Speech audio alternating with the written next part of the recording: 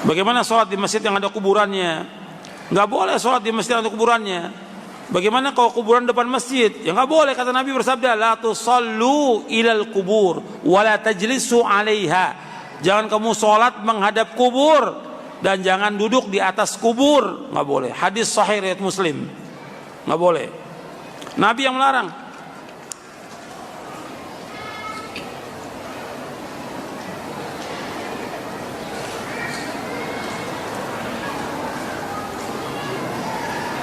Tadi disebutkan kullu bid'atin dhalalah. Ada orang yang mengatakan tidak semua bid'ah, tapi sebagian bid'ah. Bagaimana tentang ini? Di antara ustaz-ustaz menyampaikan demikian. Tanya dong kepada ustaznya, kok tanya sama saya? Tanya kepada ustaznya, Ustaz, itu kalimat kulu artinya apa? Kulu. Kullu bid'atin dhalalah wa kullu dhalalatin finnar. Ada enggak artinya sebagian? Nabi mengartikan sebagian apa tidak? Sahabat mengartikan sebagian atau tidak? Begitu penjelasan ditanya. Sekarang saya tanya kepada antum. Kullu bid'atin dhalalah, setiap bid'ah sesat. Wa kullu dhalalatin finnar, setiap kesesatan tempat neraka. Saya mau tanya kepada antum, ada enggak kesesatan yang tempatnya di sorga? Jawab. Ada enggak kesesatan yang tempatnya di sorga? Nggak ada. Berarti kulu artinya semua kesesatan tempatnya di mana? Di neraka. Sekarang kalau arti kulu yang terakhir, kulu dhalalatin finnar, setiap kesesatan, artinya semua kesesatan tempatnya di neraka. Sekarang kulu yang kedua dengan yang pertama, kulu bid'atin dhalalah. Kalau kulu yang kedua ini artinya semua, berarti semua bid'ah hukumnya apa? Sesat. Paham gak antum nih? Kan sama-sama kullu. Kok ini setengah, ini kok nggak setengah? Semua. Paham antum? Jadi antum jadi bisa ngajarin ustadznya sekarang.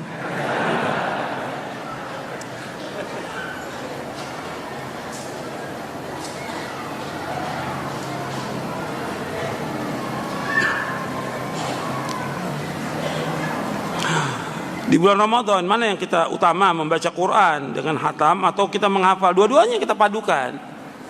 Para ulama mereka juga menghatamkan Quran, para ulama salaf. Artinya fi'lus salaf menghatamkan Quran. Yang kedua mereka juga mentadabbur, karena Al-Quran diturunkan Allah untuk kita tadabburi, pahami isinya dan amalkan. Karena Allah menegur dengan keras kepada orang yang tidak mau tadabbur Al-Quran. Allah berfirman dalam surah Muhammad, afala yatadabbaruna al-Qur'an am ala qulubin aqfaluha. Apakah mereka tidak mentadabburkan isi Al-Qur'an atau hati mereka digembok, terkunci hati mereka? Ya tetap hatamnya tetap, baca Quran dengan artinya tetap, memahaminya tetap jalan semuanya. Dan itu luang waktu kita di bulan Ramadan.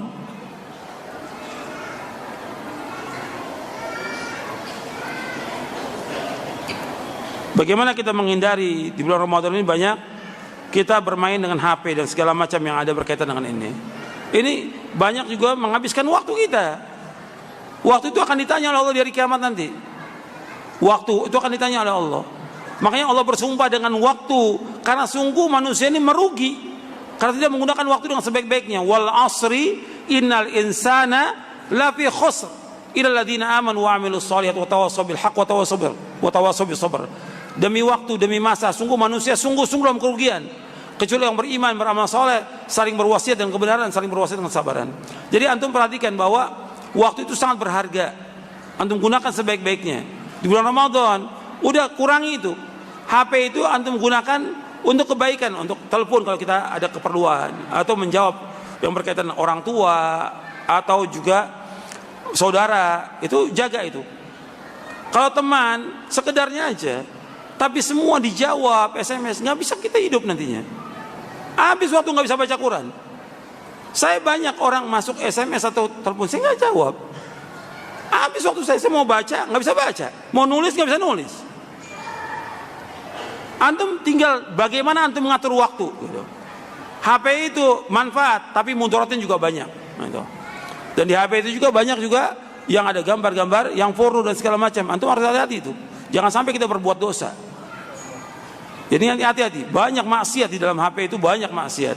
Karena memang orang gunakan media sosial kadang-kadang juga share yang fitnah, nggak tahu kita keterangan orang dari mana, ada berita share, dosa antum. Karena Allah mengatakan kalau datang orang fasik, apakah fatabayyanu, tabayyun dulu, bukan disebarkan. Kita habis tuh waktu dengan begitu dan banyak dosa gitu.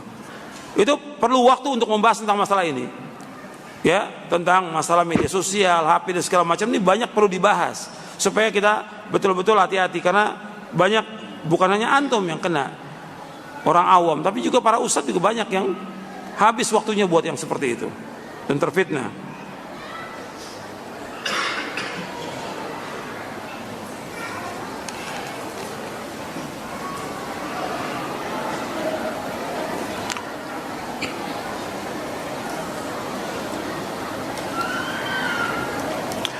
Di bulan Ramadan dibuka pintu sorga, ditutup pintu neraka, dibelenggu syaitan.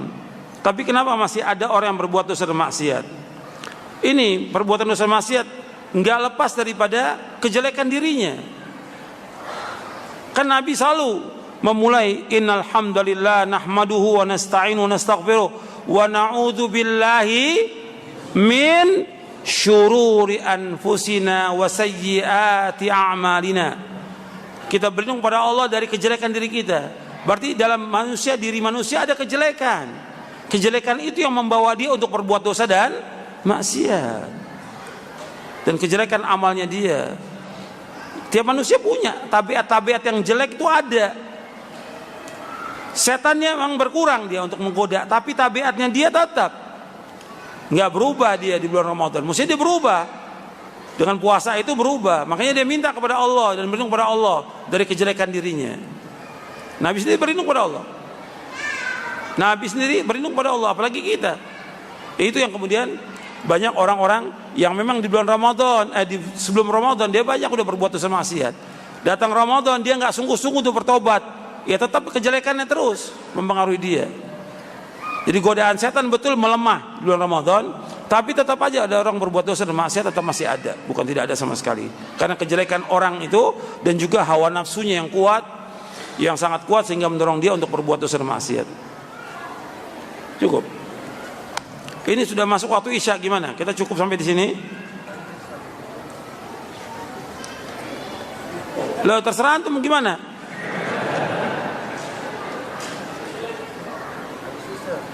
Cukup? Atau tanya jawabnya terus, tanya jawabnya. Gimana yang enak? Pertanyaannya banyak tapi nggak mungkin dijawab. Berarti saya yang bertanya kepada antum sekarang ini. Ini ada pertanyaan, panitia mau ngasih hadiah katanya. Jadi panitia semangat untuk ngasih hadiah. Bagus ini. Tadi saya menyebutkan di awal tentang 3 prinsip dalam Islam. Sebutkan. Allahumma sholli ala Muhammad. Tadi mana? Ya. Berdiri dong. Iya, langsung jawab.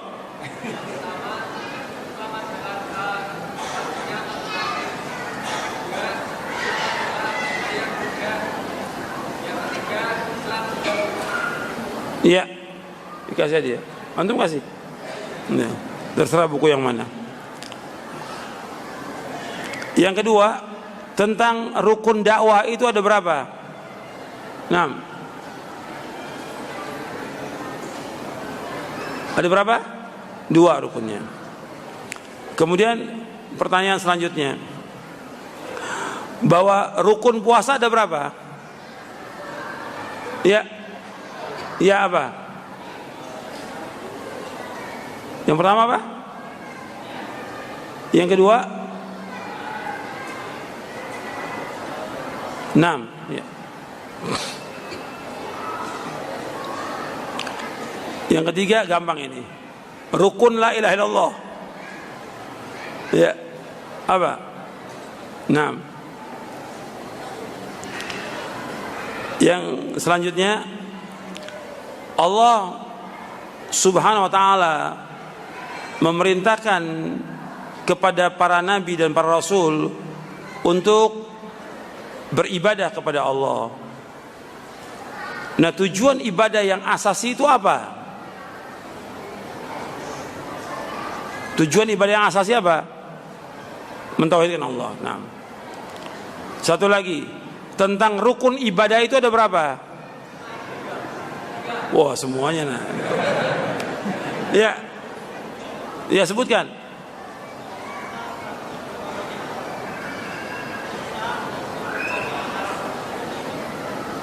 Cinta, takut, dan harap. Ya, betul.